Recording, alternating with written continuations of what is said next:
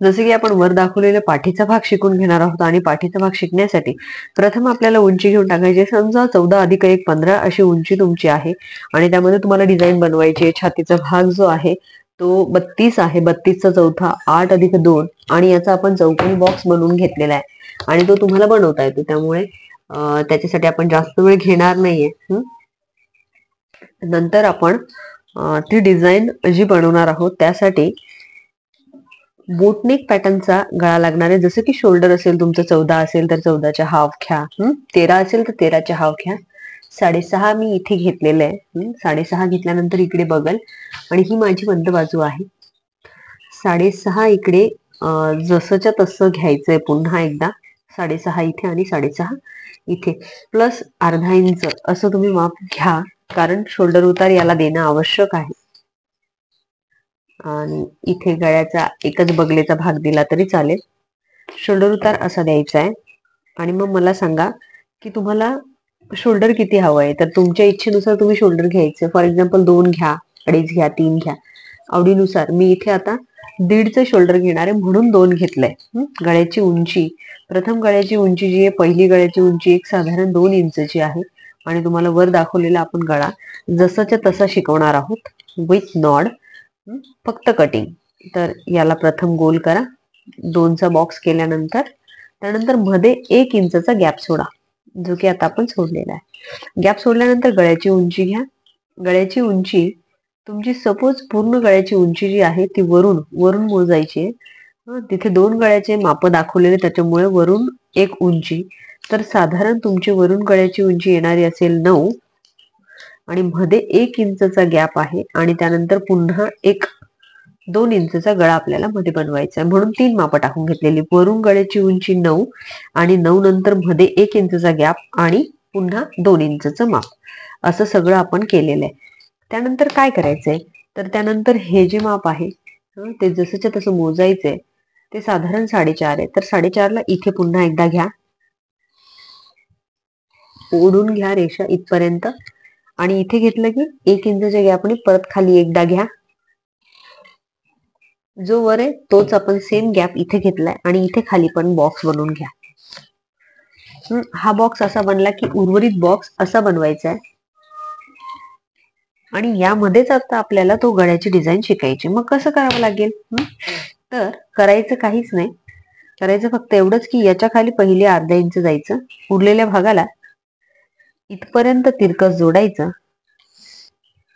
आणि थोडासा आवडीनुसार गोल करायला सुरुवात करायची.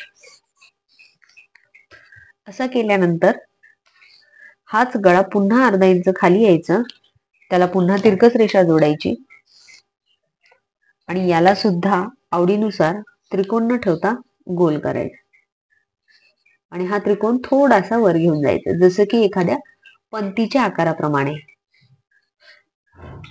त्यानंतर याला काय करायचंय, तर याला अर्धा इंच, पाव इंच आतमध्ये जाऊन असा गोल छेद देऊन असा वर काढायचा आहे.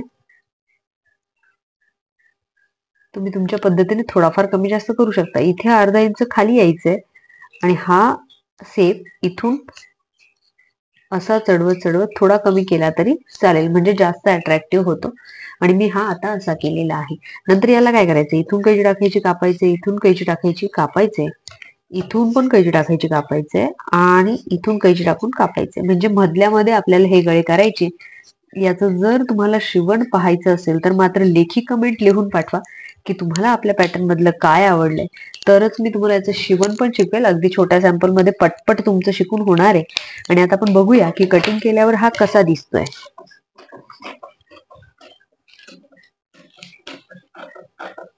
तुम्हाला आणखी आपल्याकडे येऊन ऑफलाईन जर हा course blouse faster training program करायचा असेल तर तुम्ही ऑफलाईन नाशिक मध्ये येऊन सुद्धा करू शकता. तुमच्या राहण्याची खाण्याची व्यवस्था सगळी आपण करणार आहोत आणि हे कोर्सेस कायमस्वरूपी चालू असतात. तुम्ही मला संपर्क करा.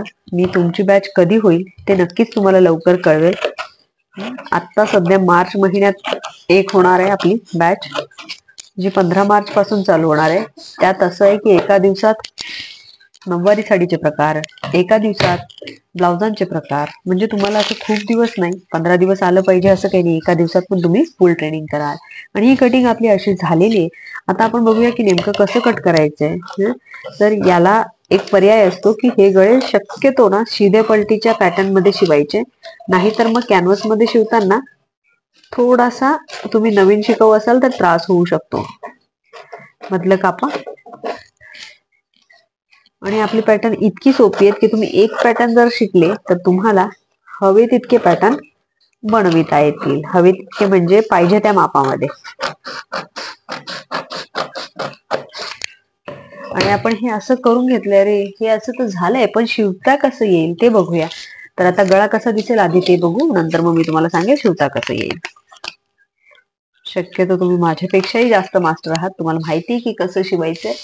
पण जस्ट इथून आहे ना कैची मारून याला वेगळं करायचं आणि इथून पण वेगळं करायचं. याला सगळ्यांना कपडा ठेवून शिदापलटी टीप मारून घ्यायची, जसं की इथून अशी, इथून अशी, इथून अशी, इथून अशी, आणि टीप मारून झाल्यावर पलटी करायचं. म्हणजे हा गळा रेडी होईल. आणि इथे तुम्हाला 2 हुक लावायचे, इथे तुम्हाला 2 हुक लावायचे आणि इथे तुम्हाला नॉट टाकायचे. गळा कम्प्लीट.